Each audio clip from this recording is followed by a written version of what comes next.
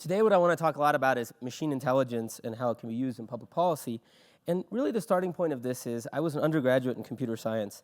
And I remember when I was an undergrad and graduated in 1993, one of the most amazing kind of open problems in all of computing was the idea of building an intelligent machine. You know, even simple problems like voice recognition were just very, very hard. Then I didn't do computer science for a long time, and I then one day thought back to those times, and then I looked at Siri, and I said, how can it be that this problem that in 1993 felt like one of the greatest unsolved problems of our time has not only been solved, it's been put into a little thing sitting in my phone. It's actually just shocking that you can take your phone out and you can say weather. And the thing in your phone can say, oh, that sound wave, remember that's all it is, it's just a sound wave, corresponds to the phonemes that correspond to the word weather, that corresponds to the word W-E-A-T-H-E-R and not the word W-H-E-T-H-E-R. That means what you really want to know is the weather in the place you're at. It can do all of that and then give you back the weather that you're at. In fact, Siri is just amazing. It's all so amazing to me that we take it for granted. If you ask people what they think about Siri, they're like, I don't know, it's not so good. I'm like, so basically, I pulled a rabbit out of a hat, and you're like, the rabbit's not so cute. It's magical, and it's more than just Siri. I'm going to show you some examples just to get you a sense of like how crazy magical it is. Here's an example of a picture. Why don't you guys just yell out what you think this is a picture of? Frisbee. Yeah, so here, a group of young people playing a game of Frisbee. Let's try another one. What do you think this is a picture of? Dirt bike. Yeah, it's a person riding a motorcycle on a dirt road. Now, I'm not trying to say what you guys did is impressive. It's not very impressive. But these captions were not produced by people like you. I mean, if they were produced by my grad students, that'd be moderately impressive, because who knows what they can and can't do. But it was actually produced by an algorithm. This is a team of researchers at Google. All the algorithm was given was the photo, and it automatically generated these pictures. Let me show you from the paper one of the most interesting figures here. So this is from the, what they did was they said, let me show you 3 pictures the algorithm gets really right. 3 pictures it describes with minor errors. Like this one says, 2 dogs play in the grass, and there are 3 dogs. This one is only somewhat related, and this is unrelated. I'm showing you this because to me, sometimes what's really magical is even when this thing is wrong, how really close it is. So I'm going to show you some things it gets wrong, somewhat related to the image. What it said about this image is a skateboarder does a trick on a ramp. Obviously, that's not a skateboarder. That's a bicyclist doing a trick on a ramp. That's pretty good. Here's another one. A yellow school bus parked in a parking lot. Well, that's not a yellow school bus. I think that might be Cass's car. I don't know how they got a picture of your car, Cass, but you know, there it is. That is your car, yeah. I like what you've done with the little teeth at the front. But it is a yellow vehicle parked in a parking lot. It's pretty good. The only one that, to me, it gets horribly wrong is this one, which it describes as a refrigerator filled with lots of food and drinks. Now, to be fair to the algorithm, I don't think any of us could describe what that is. What is this, a campaign against the letter E? Or perhaps all vowels? Who knows what that is? But the point, it's a piece of abstract art, that's right, exactly, which is either ruined or improved by vandals. So my point here is we're starting to see these unbelievable acts of machine intelligence, and we see them all the time. And you kind of have to ask, what's the magic trick? Because sometimes what happens with technology is it goes by so quickly that we forget it is pretty amazing. And so the first thing I just want you to remember is how amazing these things are. So I want to spend the first part of the talk kind of trying to tell you a little bit about what the magic trick really is. Okay, that's what I'm going to do for about 15 minutes. And I'm just going to give you a warning before I do this. There's a great Radiolab episode. It's called Black Box. I don't know if any of you have heard this episode. It's an amazing episode. It's probably one of my favorite Radiolab episodes. In there, they talk about a magic trick. And then they describe it. It's a wonderful trick. And then they go to Penn of Penn and Teller. And they say to Penn, hey, could you describe to us how this magic trick works? And Penn is like, oh, yeah, I think I figured it out. but are you sure you want to know? And they're like, yeah, I'm sure I want to know. That's why we're here. And they're like, yeah, but the thing about magic is when someone tells you what the trick is, it's not that exciting. There is no real magic. It's usually there's a wire here. Harry Potter doesn't exist. So I'm going to tell you there's a little bit of deflation once you think about what the magic trick actually is. It will feel a little banal. So that's my, I don't know what you call it, caveat emptor. All right, to understand the magic trick, I want to move to a simple problem. Something simpler than Google automatically labeling images, or even something simpler than Siri voice recognition. I want to think about one of the simplest problems we know in language, natural language, machines understanding language, and it's called sentiment analysis. What is sentiment analysis? So let's say you go to Amazon and you look at a product, like here's a product. This is the Hutzler 571 banana slicer. I don't know what the other 570 were. You look at this product and you could read reviews about it. Okay, so here's an example of a review. I can read it out for you. I don't know if you guys can read it. Banana slicer, not easy to clean. I bought this in order to speed up cutting up a banana for my cereal. Any time I saved in that endeavor was spent cleaning this implement. It is not easy to clean. You have to scrub between every rung thoroughly to clean it. Clearly, this person does not like this. As a human, you read this text and you go, sentiment, negative sentiment. They're clearly unhappy. And in fact, you'd be right. This is a 2-star review. The problem of sentiment analysis is how do we build a machine that goes and takes a piece of text and tells you what the text, the sentiment, the feeling of that text is, positive sentiment, negative sentiment. So I'll give you other reviews. We can try this because some of these reviews are interesting. Great gift. Once I figured out I had to peel the banana before using, it works much better. How many people think this is a positive review? How many people think it's a negative review? Positive, right? Yes, 5 stars. Let's see another one. I've got a good one here. There is no way to tell if this is a standard or metric banana slicer. Additional markings on it would help greatly. So positive or negative review? Negative, yes, 1 star. Some disgruntled European. And the next review, and this is the last one I'll do, is my favorite review for the Hutzler 571 banana slicer. I'll read it for you. I tried the banana slicer and found it unacceptable. As shown in the picture, the slices are curved from left to right. All of my bananas are bent the other way. Amongst the things I like about this review, it kind of has given me the title of my autobiography, so I feel like all of my bananas are bent the other way. Some days just feel like that. Now, what makes sentiment analysis so amazing, obviously this is a negative review, what makes sentiment analysis so amazing is that we do it effortlessly. It's a piece of higher order cognitive function. You're reading language, you're making judgment, but you do it like you ride a bicycle. Hell, you do it like you walk. You just kind of like do it. So it's a very easy task in that sense. So approaches to sentiment analysis, starting in the 70s and 80s, is very indicative of how artificial intelligence approached all the problems when it first started. And so here's the idea. We do it perfectly. So given that we know how to do this thing, let's just ask how we do it. Let's introspect a little bit, and if we introspect and we know how we're doing it, let's program it up. Kind of like if you thought about how you lifted something, you'd say, oh, this motion moves, this muscle moves. Let me just do the same thing and figure out what the brain is doing. That sounds great. So let's call this the trying to copy humans approach. This is one way that we could build intelligent machines, and this is probably the only way you might imagine we can build intelligent machines. Certainly that was the view in 1968. So for example, if I took 2,000 movie reviews, 1,000 positive, 1,000 negative, and I said, okay, let's see if we can sort the positive movie reviews from the negative movie reviews. What would we do? Well, the first thing we do is we say, what are the kind of words that have to do with positive reviews? So for example, dazzling, brilliant, cool, gripping, moving. You might just start making a list of such words. Then you might start making a list of negative words. Words like suck, cliched, slow, awful. These are all for my teaching ratings. I felt like cliched hurt a lot because you've never seen this lecture before. You may suck, but how could it be cliched? I don't know. But the point is that you would introspect and come up with these words, the negative words, the positive words, and then you would say, okay, let's just have an algorithm that goes through reviews and looks for the positive words and looks for the negative words. That was artificial intelligence in a nutshell. It turns out in this sample of 2,000 movie reviews, remember, if you guess randomly, you get 50-50. This type of approach gets us to 60%. barely better than flipping a coin.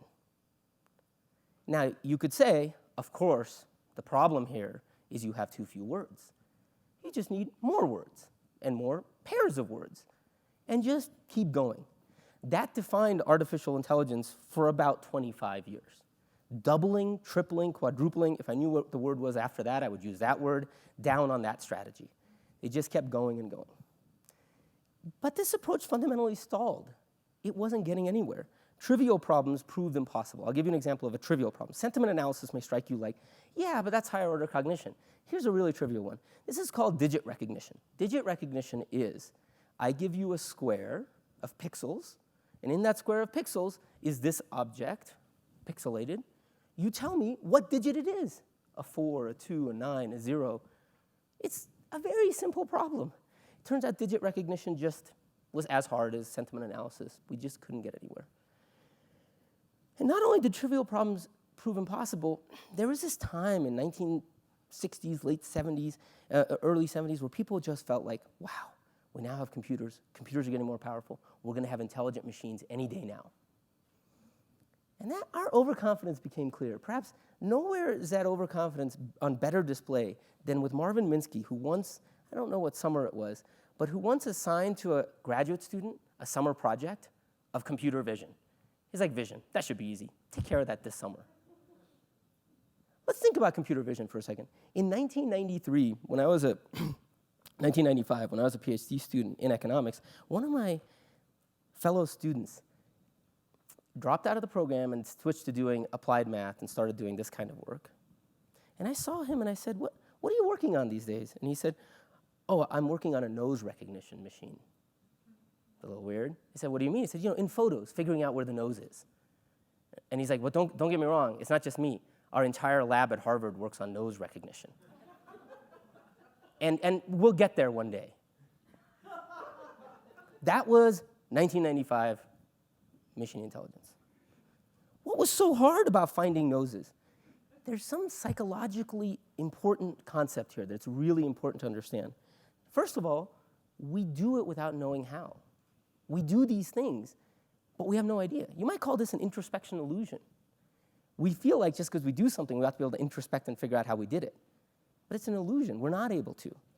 And this problem was endemic to every single attempt to build intelligence. You want to build a self-driving car? Well, let's start with the simpler problem. What's a tree in a photo? At the very least, before driving, you ought to know what a tree is. Tree recognition was even harder than nose recognition, which, as I pointed out earlier, was very hard. This was just weird. So what's the magic trick? How did we go from my friend Daniel working on nose recognition to my big problem in life now is people tagging me in Facebook photos that I don't want to be tagged in because an algorithm automatically discovered that in this photo, they didn't just find a nose, they found my nose. How did it happen? What's the magic trick? So the magic trick here is actually quite an interesting psychological pivot. It was to stop introspecting. It was just actually to stop looking for any sort of insight. What is the essential feature of a nose? Who knows? Who cares? I don't know. Instead, just look at the data. It's to turn any problem of intelligence into an empirical problem. It's kind of weird because it's to treat the known as if it were unknown. We know how to do this activity perfectly, but let's just assume we don't know. And let's make it empirical work, just like macroeconomics or any other social science. Let's literally just take, so I'll give you an example of how this works. Let's take those 2,000 movie reviews, and instead of guessing what words make for a good review or a bad review, let's actually look in the data and ask, what are the words that are in the data most diagnostic of a good review or a bad review? I think you have to appreciate, first of all, how almost bizarre this must have felt, because it was treated with such derision when it first came out. The natural language processing team at IBM Watson, who, as far as one can guess, were the first people to really make this pivot, they were just found to be, at times, ludicrous in these things, because they would go to linguistics conferences, and linguists had worked out language and deep theories of language, and they're like, yeah, we just took the data and looked. Like, what does that mean? That seems like the most banal, how are you going to get anywhere with this? Well, it turns out they got somewhere. So let's go to sentiment analysis again. What are some of the words that in an actual set of movie reviews are most diagnostic of a positive or negative review? Well, Some are obvious. Love, superb, great, positive. Bad, stupid, worse, negative. But some are not things that are that obvious. I'll give you an example. One of the most diagnostic positive words in the entire data set was the word still. I don't think any of us would have said, still. That's like a positive. No, but think about it. Once I tell you that, you kind of know what it is. For example, in the sentence, the acting was shitty, the directing was shitty, still I found I enjoyed myself. So let's try a few more things this algorithm found, and we can see whether you even get this right. For example, it turns out that one of the most diagnostic things, either positive or negative, I'm not going to tell you, of a review is a piece of punctuation, question mark. How many people think, by show of hands, question mark is diagnostic of a positive review? Raise your hands. How many people think, oh, one? How many people think it's diagnostic of a negative review? Wow! And you guys are correct, as in the sentence, who would like this piece of crap? Okay, again, from my teaching reviews, but we're getting personal now. Okay, so let's try another punctuation mark. This is my last one. We'll see if you can guess. Turns out an exclamation mark is highly diagnostic of either a positive or a negative review. How many people say positive? Raise your hand. Interesting. How many people say negative? It could be either. It turns out to be very diagnostic of one. And I think that some of you, I'm not going to point fingers here, need to spend a lot more time on the internet. Because if the internet teaches us one thing, it's that we get very, very, very excited when we hate something. And it turns out that an exclamation mark is very diagnostic of a negative review. This says something about human nature, doesn't it? At least human nature is described on the internet. Now, the funny part of this is that this type of algorithms just built on looking at data, can go to new movie reviews they've never seen, and actually get up to about 95% accuracy. And it's kind of an interestingly different approach to intelligence. If this is the black box of the machine, you might say, give me an input, a movie review, make a prediction, positive or negative. But that's a static view of the black box. What these algorithms do is they say, oh, well, tell me what happened.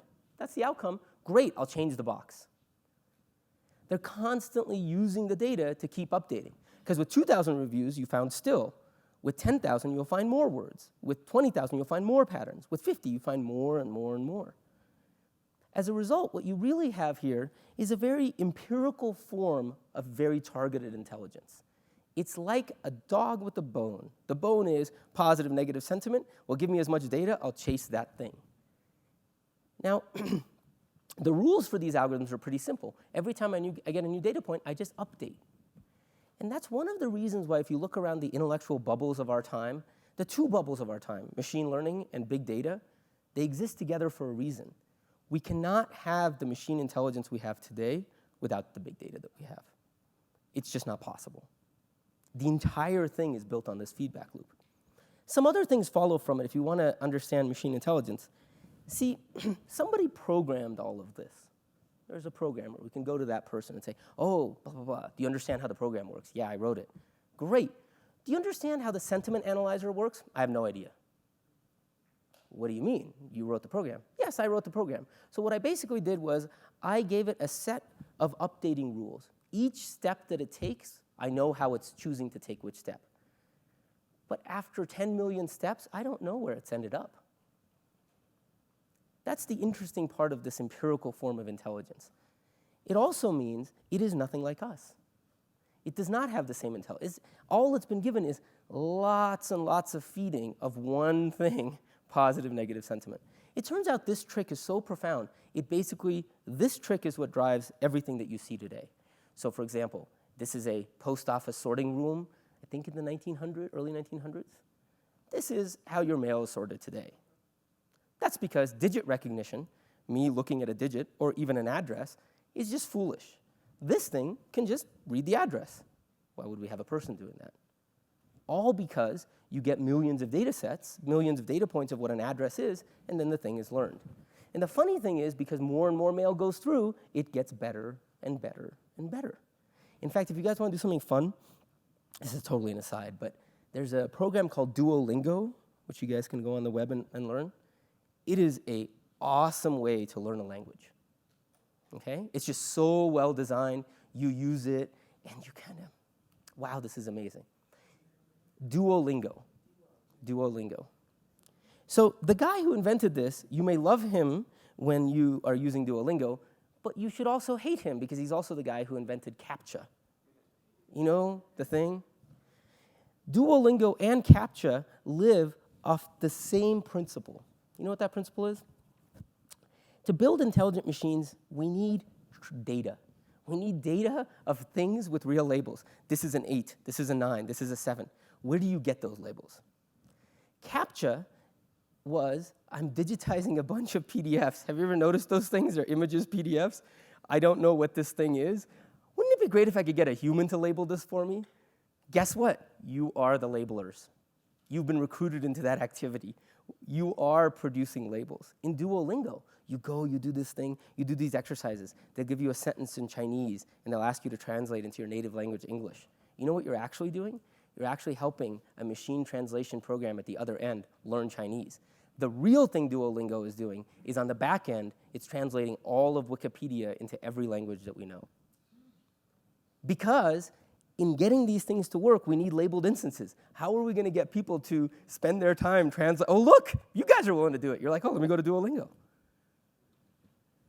And that's the key to all of this. All of these things required. Why is it Google drives around these cars to kind of get the streets? It's all training data. It's all just getting the data. And everything you know, voice recognition. Why is voice recognition? Why does Siri need to be connected to the internet when it works? It's not like it's such a complicated program. It's because every time you do something and then you don't like what it does, you're providing a piece of data back up to the cloud that then every other Siri user can use. Spam filters, recommender systems, all of these things are just the same thing, even driverless cars. Sometimes I find it's useful to, when I see somebody tell me an act of intelligence, I say, oh, what's the very banal prediction problem that this thing is engaged in? And what you'll always find is, even though it looks like intelligence, it's just because there's something like sentiment that has a label that you just feed the algorithm and it just learns how to label it. Even things like driverless cars, it's just stringing together a set of things. What's a tree in the photo? Is there a tree? Where's the road? Blah, blah. It's just stringing together a set of prediction problems. What's stunning about this is that every piece of intelligence you see is empirical. It's just this. You shouldn't make the mistake when you see these things that, wow, this thing drives a car. Well, it must be as smart as a 16-year-old driving a car. No, it's just a thing that knows what a tree is, what a road is. It's just that. It's a very narrow but powerful form of intelligence. Okay, so everything that we see that you've seen it used for, sentiment analysis, translation, dictation, face recognition, we can just list them. They all have an implicit assumption about the human brain, and is that, wow, the brain is amazing. How can we copy it? Let's call this the automation approach to what's happening right now. The idea is we hope to match human performance. Now, I think automation is one way to look at it, but as Kitty mentioned, I've spent some time working on behavioral science. And in behavioral science, sure, that's not an unreasonable model of the brain, but you know what's a better model of the brain, or at least a pretty good one? This one. We as humans are great at some things, but we're pretty bad at some other things. So, for example, we're not great with probabilities. We're not great at making inferences. We're not great at judging other people. In all of these things, since we're not great, why not see if these same intelligent machines, rather than matching our performance, rather than driving a car as well as I do, I'm just an amazing driver, as well as I do, why not see if it can hope to best human performance, actually beat it? Let's call this not automation, let's call this prediction. Now, when you say prediction, I think one of the problems is that you start to think of problems like this. For those of you who can't read the caption there, wasn't that Paul Krugman? Now, I think this is where it can get misleading. Mostly when I say prediction in economics or social science, we tend to think macroeconomics, predicting what's going to happen to the stuff, what will happen after Brexit. Now, remember what I said about machine intelligence? It is data hungry. It just needs lots and lots and lots of data. We don't have lots and lots of Brexits. We don't have lots of macroeconomies. We have some, not a lot. What would be really useful is to think, where are we making predictions? Not in the tens and hundreds, but in the millions of instances. What's the equivalent of digit recognition for human prediction? So let's think about this. Let me tell you a policy problem in the US. Every year in the United States, 12 million people are arrested. Now, when you're arrested, the first thing that happens to you is you go before a judge who must make a decision. That decision has nothing to do with the guilt of you in this crime. They're not deciding, did you commit this crime? That judge is instead deciding, between now and trial, where are you going to be waiting? Are you going to be waiting for trial at home? Or are you going to wait for trial in this jail cell? Now, this seems like a small decision, but in fact, it's an enormous decision. Because whether you're released or detained is very high stakes. The typical detention spell, were you to be put in jail, in most jurisdictions, is around 2 to 3 months. Picture calling up your employer and saying, hey, sorry, I missed work yesterday, and kind of being vague about why. Or calling up your employer and saying, sorry, I missed work yesterday. I'll be back in about 3 months. I've got a good feeling about this. Can you hold my job? It's consequential for society from a pure monetary point of view.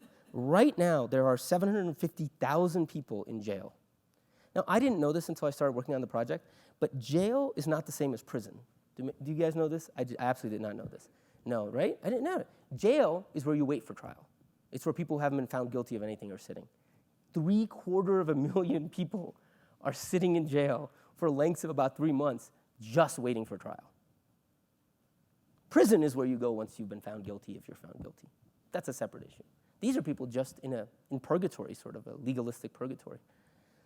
It's consequential for us. That's expensive. It's consequential for people who are involved. And then imagine if you had this person and you say, you know what, go ahead and go, and they never show up for trial. That's terrible. Imagine they don't just not show up for trial, they go out and they commit a crime. They rob somebody, they murder somebody, they rape somebody. We had them. We spend all this resources to catch criminals. We've already caught this person. In either direction, too many people, too few people, it's a very consequential decision. What is the judge doing when making this decision? In deciding whether to release or not, sometimes you think of this as granting bail. I'm just going to be thinking of it as just release or detain. The judge is really thinking about one thing. What's the defendant going to do if they're out, if they're released? They can behave badly. They can fail to appear. They can fail to... All the judge is doing is sitting there making a prediction. What will this person do? The judge, 12 million times in this country every year, is making 12 million predictions. This is like digit recognition, but instead of mail being missorted, this is people being missorted. Crimes, prisons, jails. So a machine could also make this prediction. So we got a data set, now we've done this about 4 data sets. We got some very large data sets from some states, and all we did was we said, okay, here are a bunch of people who came before the judge, and here's whether they committed a crime or not, if they were released. Let me just apply machine intelligence to this problem. Just like you would teach an algorithm to find faces, let's teach an algorithm to find, in any given person, what's the odds that this person will fail to appear or commit a crime. You can see it's literally the same problem. All we've done is swapped out positive, negative sentiment by crime, not crime, and language by all the data we have on the person. Let's first see what our prediction looks like relative to the judges. It turns out we agree a lot. So this is our prediction on the x-axis, and this is whether the judge releases that person. You can see that actually, if we predict higher risk, the judge is releasing less and less and less until it flattens out. But we disagree. See, now the algorithm and I are the same. It's a little freaky. The algorithm and the judge disagrees on one crucial point. Where is this number? This is the highest risk people. The algorithm says, wow, those people look really risky to me. The judge says, yeah, some of them are, but 50% of them are not. The release rate at that end is about half. So the algorithm thinks one thing, the judge thinks another thing. Let's see what happens. Let's look at these very risky people who are released and follow them and see what they do. So here I have on the x-axis the riskiest people here, and of the release, what their crime rate is. what you find is the algorithm is right. 58% of them go on to do something. Of all the released people, only 11% do something. And these people were releasing at really high rates. In fact, let's describe what they go on to do. If you look at their incidence of committing violent crimes, it's about 7.6%. So that means they're arrested. 7.6% of the riskiest people are arrested for committing a violent crime. We had them, we released them. 5% commit a murder, rape, or robbery. And we had them. Now, this is just looking at one end of the spectrum. Of course, there are many people, the algorithm says these people aren't risky at all. So I'm not proposing jailing more people. I'm just saying, let's see what would happen if the algorithm could help the judge. This is one kind of decision aid, a safeguard. It would be a thing that sits on the shoulder of the judge and says, hey, every once in a while, it says, hey, you sure this is a good idea? It's like, I had this ridiculous car that I got from the rental company because they said that's all they had. It's a huge Escalade. I feel, it's enormous. I feel like I should drive around as an Uber driver while I'm here and make some money, just get people in the back. But I'm driving around and I'm like reversing. And at some point, my seat like shakes. And that's because the camera has detected that I'm very close to something. And this is a very tactile way of making me aware of it. So we could have the judge's seat shake. Sure this is a good idea? But we can also do other things. So here's another one. In this exercise, we took the algorithm's ranking, and we simply re-ranked everybody. Okay, and this is what happens. If the algorithm released nobody, it gets no crime. And now if it releases a 25% least risky, this is the crime it gets, 50% least risky, 75%, 100%. So it gives us a trade-off between how many people we release and how many crimes we get. Does that make sense to everybody? Now, how do we compare the algorithm's trade-off to the judge? Let's do a few apples-to-apples comparisons. Because the algorithm has no moral judgment. It can't decide where to be on this curve. That's up to us to decide. But we do know judges release 73.7% of people. So if we're comfortable releasing 73.7% of people, let the algorithm decide which 73.7%. What you get is about 8.5% crime. Judges get about 11.3%. So we can have a 25% drop in crime by not jailing any more people, just by resorting. But why go down this way? If you're okay with 11.3% crime, let's keep crime rates the same. How many people could we release? Turns out we could release 84.6%. That means we could, instead of dropping crime by 24.8%, we could reduce jail populations by 40%. And have no adverse effect on crime. How big is this effect? See, one thing that's hard to wrap your head around with this is normally when we're in the crime-fighting business, we do things, hire police, and those things cost money. For example, to get this magnitude of effect, I just did a little calculation, taking some estimates outside of this, to get this level of effect just on crime would cost about 40,000 officers nationwide. It's about $4.8 billion a year. Or just implement this rule. The difference between officers and this is this costs nothing. We're just re-ranking. We're actually saving money if we reduce jail populations. And I'm not even mentioning any of the other benefits. It's a moral injustice that people who are never going to do anything are sitting in jails. And it's a moral tragedy that people who are going to commit a murder, rape, and robbery are let go. The bail case is typical, and I think that's what I want to kind of highlight today is the potential for gains in this type of problem, this type of machine intelligence applied, is huge. And the reason is, it's what I said earlier. We as humans have amazing intelligence, but taking large amounts of data and forming predictions is not the thing we're best at. But that's what we're doing in this case. The key inputs are large data, large numbers of prediction, and some decision meaningfully that depends on that prediction. Let me give you one more example, and then we can talk about what are the problems with this approach. Medicine is a very interesting example for this, because you go to the doctor. I like this one. I don't know why. I think as I get older, I start to like New Yorker cartoons more, which is very disturbing. I don't know what that says. Yeah, it is disturbing. So let's think if you go to a doctor. Let's suppose you go to the doctor and you're complaining of chest pain. You have sort of pain in here, and so on and so on. Now, you could have some suspicious symptoms for MI. The doctor has to decide, are you at high risk for MI, or are you at low risk for MI? Now, why is this such a hard decision? Well, take chest pain. You come in complaining of chest pain. It turns out that the biggest cause of chest pain, my co-author on this, Ziad Obermeyer, is an emergency room doctor. And he says, the biggest cause of chest pain, as far as I can tell, is Chinese food.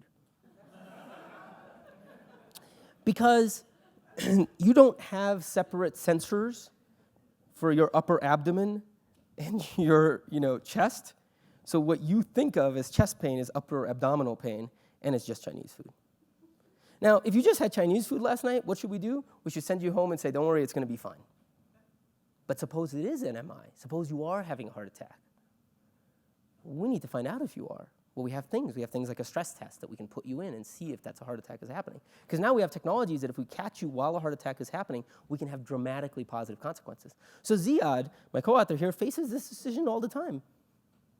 Put you into a stress test machine, put you into a nuclear stress test machine, or send you home. He makes the decision hundreds of times, just him. But you can see what it is. It's just a prediction problem. It's just, given everything we know about you, just like the Bale case, what are the odds that you're having a heart attack? So we did the same thing here again. We simply just predicted risk using everything we know about your medical history. And again, we find we agree quite a bit with doctors. This is our predicted risk. This is the chance the doctor tests the person. But here's some things that arise from this. There's a bunch of people over here. These are people who we say there is no chance they're having a heart attack. And the doctor is like, I'll test them anyway. It turns out that's very, very expensive. Those of you who read about medical care in the United States know about low-value care. We can actually target and discover where low-value care is happening. It's right here. It's these people. While the average stress test is pretty effective, $45,000 per life year, these stress tests that we can find ahead of time are $500,000 plus per life year. We can actually drop the bottom quartile and have almost no effect on anything at all. These are basically roughly zero. But there's another problem in this that ought to make you rethink medical care. This is a misleading figure. Remember, this is where I said this is the risk, this is the doctor's stress test rate. So again, I screwed you over with the wrong scales. This is the right scale. What is happening to these people? That the algorithm says, holy cow, they're such high risk, and the doctor is only testing them at 12%. What happens to those 80-something%? So what did we do? We followed them over the next 3 months. You know what happens to them? Well, so here they are, ordered by risk. This is whether they have a heart attack / die at home in the next month. These are people who came to the emergency room complaining of chest pain. We sent them home saying Chinese food, and they die at rates about the highest decile is about 9%, but the highest percentile is 31%. Are we over-testing? Sure, if we test down here. Are we under-testing? Yeah, what about these people? It's not over-testing, it's not under-testing, it's just misranking. Because we've turned what is a kind of medical problem into a very banal prediction problem. And you can see the enormous inefficiencies here from resorting. And these two problems are what have me very optimistic. What if I told you I had a way of reducing crime by 24% or reducing jail populations by 41% for effectively free? Or I could reduce expenditures on stress tests by 30% or reduce heart attacks by over 25%, also for basically free. I think that's what's interesting about these tools, is because all they do is re-rank how we spend our resources, we can have massive gains in social gains and individual gains. And the truth is, these two examples are really just tip of the iceberg. Now that I've started looking for these kind of problems, you find them everywhere. Let me just give you a few. You're an unemployed person, and you just lost your job. Think of all the things that are going to go through your head. Gee, should I look for work in a sector I'm not used to working in? Should my spouse start working or perhaps increase hours? Should we sell our house? Should we cut back consumption a lot or a little? It's a lot of choices you're making at this moment. But what are all those choices predicated on? A lot of things, personal preferences, but you know one big thing they're predicated on? What's my odds of getting a job? Every single unemployed person is making a prediction. And you know what we say to that person? Good luck with that. Whereas what do we have? Tons of unemployment data. We could go to that person and say, here's our best guess of how long you will be unemployed. And that could help a lot. Here's our best guess of your odds of getting a job if you look in these other sectors that you don't normally look in. There's a lot of stuff we could tell this unemployed person. Remember the last time you bought a house? Or think of the first time you bought a house? What's the question you asked? How much house can I afford? That's a pure prediction problem. The only person who's making that prediction for you is the bank. And they're clearly not doing it in your interest. They're just asking how much house can Cass afford without going bankrupt. Here's another one, teachers. When we hire teachers, we incentivize them to do well on test scores, and however well you feel about that, take that as given. Test scores are the benchmark. Which teacher do we hire? That's just a prediction problem. It's just like jail, it's just like here's a bunch of people, which of them will have the highest delta on test scores? Here's one that really strikes close to me. Imagine you're going to community college for the first time, and imagine that no one in your family has ever gone to community college. So you're a first-time college goer, or has gone to college ever. You show up, and you're given this course booklet, and you're told, well, you can take remedial math or regular math. That's a pretty big decision, actually, because suppose you take regular math and it's too hard for you. You lose that whole course of credit. It's really disheartening on your first semester in college to do badly in this class. And remember, most of these guys are actually working, and so they may just drop out at that point. That's the high probability event. So that's, on one side, is very tough. On the other side, wasting an entire semester when money and time is so valuable to you by taking too easy a course is also very costly. How do you make this decision? Oh, there's a guidance counselor on the 5th floor that might be able to help you. That same evening, this person goes home. They're like, oh man, before school, I'm just going to watch a movie. They boot up Netflix. And they're trying to decide, what movie should I watch? We have some of the world's best data scientists to help the student decide how they should spend the next 2 hours of their time. The next 3 months of their time, oh, there's that guidance counselor on the 5th floor. It's crazy. All of these problems that have enormous social consequences, I think we're ridiculously not treating them the way they ought to be. I think the upside is big, but there are a few things to be worked through. I think I'll talk about 2 of them, and then I'll stop. The first is, in many of these problems, we don't only care about predicting well. We care about other things. So I'll give you an example of that. In the bail example, what if the algorithm discriminates? What if the algorithm puts away more African Americans? There's a solution to this, it appears, which is don't let the algorithm look at race. In all the data I showed you, the algorithm didn't look at race. Is that enough? Well, not really. Here's why. What if it turns out that with all the other things the algorithm looked at, it kind of reconstructed race? Should we be worried about this? Yes and no. I'll give you both sides. Here's why we should be worried. The algorithms by themselves have no moral compass. They could discriminate like mad. Doesn't mean anything to them. Here's why you shouldn't be worried. The algorithm by itself has no taste either. It doesn't know what African Americans are. It doesn't know anything. To it, that's just variable 479. The only thing it's caring about is maximizing predictive performance. So when you think of the discriminatory nature of the algorithm, you don't want to apply to it the human moral compass, nor human tastes. This is just a dumb algorithm chasing performance. So really, when will it discriminate? If race is actually predictive of the variable that you're trying to predict. So let's follow that logic. What do you expect about discrimination in this context?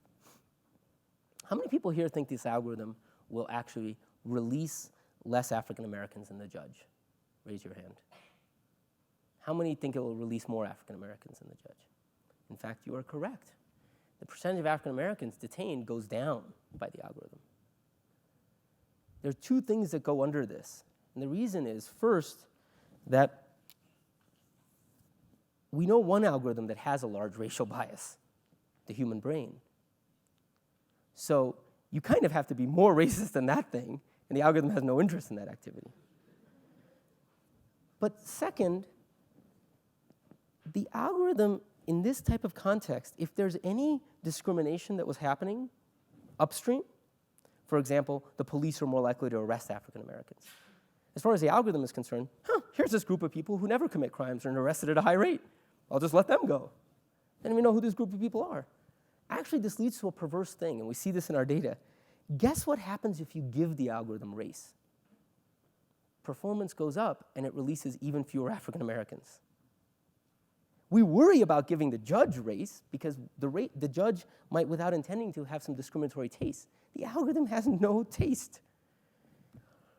So what I think I'm optimistic about here is appropriately used. I think in some cases this will be a real issue. In credit scoring, for example, I think we know race does correlate. So now we really do worry about the algorithm discriminating. But appropriately used, I think this can actually not just be a force for efficiency, but actually a force for social good. There's one other concern, which is we give the judge this box, and the judge is like, who the hell are you? What is this box? I find that it's incredibly easy to be too pessimistic about this.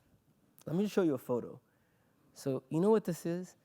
This is Elijah Otis of Otis Elevator fame at the World's Fair. It's not a photo, it's a drawing. Trying to demonstrate to people that this safety brake on his elevator is going to be okay. So he's about to cut a rope, and the thing is going to fall, and it's going to catch him. Why is he doing all this? People were scared shitless of elevators. Come on, it's insane. You get into this thing, it flies up at some insane rate. That's why Muzak was invented. Muzak was invented. Just calm down, it's okay. And it's also, I'll tell you a great story about this. In the 1920s, when they created automatic elevators with buttons, people would not get in them because they'd gotten so comfortable with the guy kind of like moving it. They're like, what is this thing? So then companies realized, shit, we've got automatic elevators. Guess what we need to do? Put a person in to push the buttons for people. Now imagine if today you get into an elevator and there's a guy sitting there in a nice uniform saying, but what button would you like? You'd probably think this is some grad student, but it's really just, and why am I telling you this? I'm telling you this because we can't confuse adoption issues, which may take 5, 10 years, with a deeper concern. How many of you are scared to get into an elevator? Take a plane.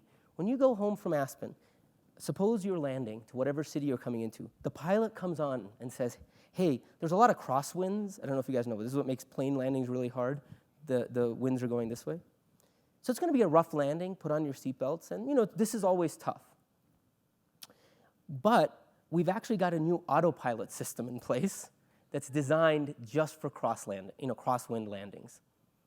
And since, the elections are near, I decided I'd do this as a democracy. How many people in this plane would like me to turn on the autopilot system? And how many people would like me to land the plane? Just show of hands. How many people here would say, no, don't turn on the autopilot system. You land the plane. Yeah, 15%. Think about it. You're barreling through this 1,000-ton object at 500 miles per hour, making a subtle landing. You're like, that pilot, I'm not sure. But that autopilot, yeah, that feels good. Think of how quickly you adopt a technology, and that's the point I want to make here. So let me end on this by saying these decision algorithms are meant to be a decision aid. I don't want to imply it's not like autopilot. I don't want to imply it's about having the algorithm make the decision. There are legal reasons for that. There are sociological reasons. But I want to end on one thing, which is probably the biggest thing I've changed my mind about in the last 5 years, 10 years. There are scientific concerns with having the algorithm make this decision. I want to end where we started, on Siri. Remember when I said to you, weather, and how Siri disambiguates? This is a natural language processing problem. It's called confusion set disambiguation. Is this word weather or is this word weather? It turns out there was a paper, a beautiful paper, that showed if I give a data set, an algorithm, 100,000 instances, 1 million instances, 10 million, 100 million, billion instances, performance of these algorithms improve and improve for distinguishing weather from weather and things like that. Why am I showing you this? At 1 billion instances, it's still only about 96% accuracy. That point is a human child. At 110,000, 120,000 instances, it knows. This is by way of saying, as amazing as as machine intelligence is, there's a reason that it's still very specific and it doesn't have any generalizable ability. It's not human intelligence. Human intelligence still remains amazing. And if you want to try this at home, open up Siri, you can do this after the talk, and say to it, what is there a hockey game? Is there a baseball game on? It's a little too late for this, but like when the Cavs and Warriors were playing, if you said Cavs and Warriors score, it would tell you the score. But try the other thing. Don't tell me the Cavs and the Warriors score. Do you know what Siri does? The Cavs beat the Warriors by. This is just a way of saying the reason we're not at the point where we would want machines to make decisions is actually, as amazing as these machines are, they are also incredibly stupid in some ways. And what I have learned from this entire exercise is machine intelligence is amazing, but so is human intelligence. How on earth do we end up at that dot over there? So let me stop there. Thank you.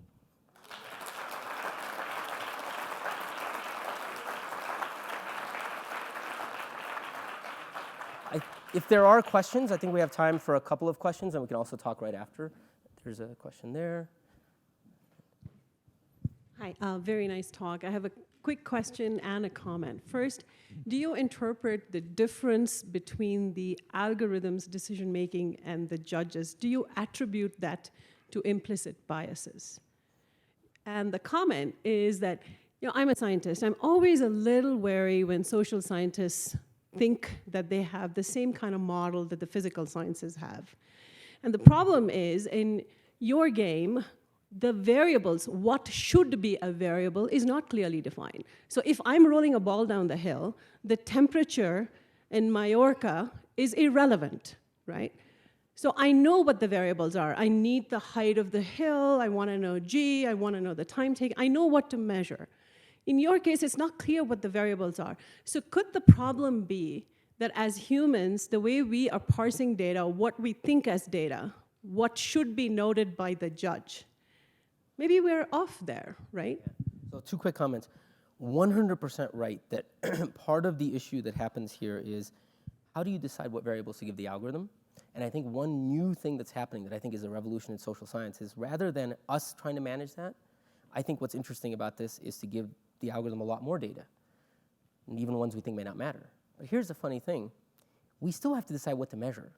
So in a way, that's the rate-limiting constraint. We as humans are still the rate-limiting constraint, which is why it'd be nice to be able to talk to the algorithm and ask it, what are you seeing? Oh, if that's what you're seeing, we should also measure this. On the implicit bias, I'll tell you one cool fact. We did an algorithm where we predicted what the judge would do. And it turns out the prediction of the judge does better than the judge themselves.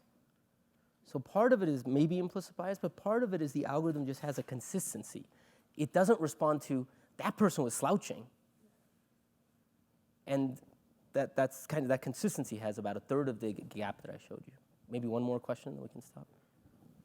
Hi, thank you. Kathy Park from the National Council on Crime and Delinquency, and this talk was amazing. My organization has been doing this on a much smaller scale, obviously, since the 1980s in the fields of juvenile justice and child welfare, using actuarial methods, looking at administrative case data. So a couple of questions. One, what we're seeing now in the field of child protection is this emergence of a number of technology companies coming forth saying that they can develop these algorithms to predict child fatalities related to abuse and neglect, which are, last time I checked, it has a base rate of like less than 1%, right, of all cases that are touched.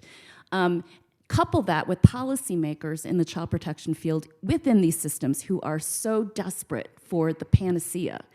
They want to reduce or eliminate the risk of any individual caseworker making a bad decision. And so there's profit that's being made here with promises that we worry about from an ethical perspective. we just put out a paper on use of risk assessment in adult sentencing. Like, don't do it if it has a punitive outcome, right? Do it if it's got a prevention-based outcome. How do you address the ethics of So I think the at a ethics, policy level? Yeah. yes, I guess there are two things. One is, I couldn't agree more with you. I feel like I've got to see the behavioral science stuff. I've got to see randomized control trials. The funny thing is, in every one of these things, there's an enormous amount of overselling. We're not going to get rid of heart attacks. We're not going to get rid of crime. We're not going to get rid of any of these things. It's just a very high delta that for a small amount of money, we can get a big bang for the buck. And I think you should, by all means, push back against the overselling. I think in terms of how do I feel about it, I feel like I would not feel comfortable having a human taken out of the issue because there are so many other preferences, so many other concerns. But I actually feel really good about having a level playing field in saying, instead of leaving it solely to human judgment, saying, oh, that person looks weird or that thing, to having some common element and a risk score and saying, well, this is a number. We have to make hard ethical decisions about how to use it, but at least now we've been equalized as people. There's a justice element, at least to me, that feels right about that. All right, thank you all. Oh, sorry.